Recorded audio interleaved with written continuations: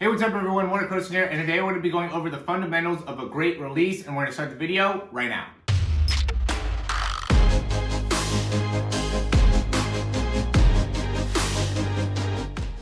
Okay, so this is something that I think is really important just because I see a lot of quarterbacks that end up sending in videos and breakdowns of themselves throwing, and the release to me really makes a big influence on how you end up generating force out of the lower body. So the better you can get your release nice and cleaned up, the better you're going to be able to generate force, right? So we're just looking here with two quarterbacks. You know, this is Dan Marino here on the side, and then I don't really know who that is exactly, but we can see the difference in how force even gets generated here and how that ends up making a big difference in how fast, you know, Dan Marino is able to get the ball out of his hands. Right? And a lot of it just has to do with the load and the ability to generate force out of that lower body and the quickness of how to generate force out of the lower body. So some of the fundamentals that I think are really important is you got to be able to have some degree of load, right? Some degree of pullback. We all know Dan Marino, his big thing was up and out, and I wanted to show you guys him in particular because I think he has a great release, but he still has a time where he's bringing the ball back right there,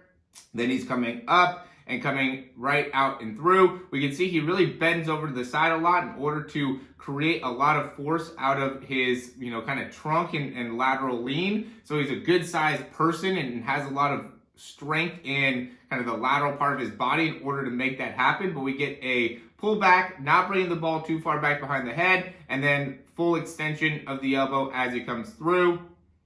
We got another one here as well. We got the drop back. Right, and we can see the same type of thing here. Really notice how he generates a lot of force because he opens up those hips right away, which really helps him get the ball out of his hands quickly. Now we have Zach Wilson here, so this is a little bit more of like a, I guess, more modern age type of throwing mechanics, or at least more modern age type of video. And so we can see a little bit of a difference here in terms of how, and this is live speed. The other ones I didn't know for sure if they were live speed, so I'm going to actually time this one. So the ball leaves his hand at about 1494, right? Or he separates there, 1494. Notice how he really brings that elbow back. So he loads and brings that elbow back. He also starts with the ball pretty low there, but he gets that load, drives the elbow through, right? Has full range to be able to get the elbow through, and then releases with the ball way out in front of him at 1524. Right, so that's about 0.3 seconds in terms of how fast he's getting the ball out of his hands. Notice how there's not a lot of wasted motion with the ball back behind his head. This is a little bit of time period there. Also notice that because he was able to kind of bring the ball back and really open up within the chest, he doesn't end up dropping that elbow as he's transitioning from the arm going back to then coming back forward and through. That's obviously a big thing I see a lot of quarterbacks kind of struggle with.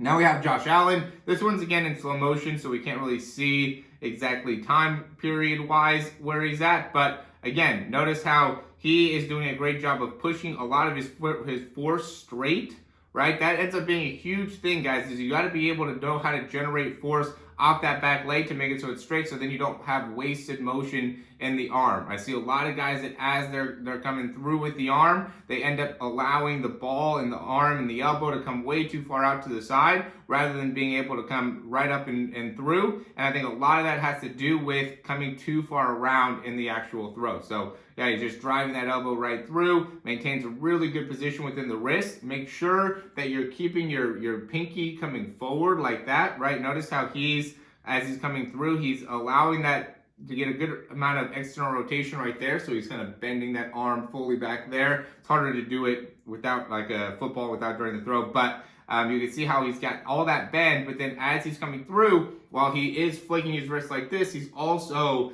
getting a bend in the pinky that makes it so he's able to get a large flick in that full arm and getting all that extension out in front of his body. After he gets that extension out in front, right, then that elbow bends. But first he gets that extension, boom, right? We're looking for that full extension in the arm in order to really perfect that release. Okay, so we'll just go over here. We have Tom Brady here last.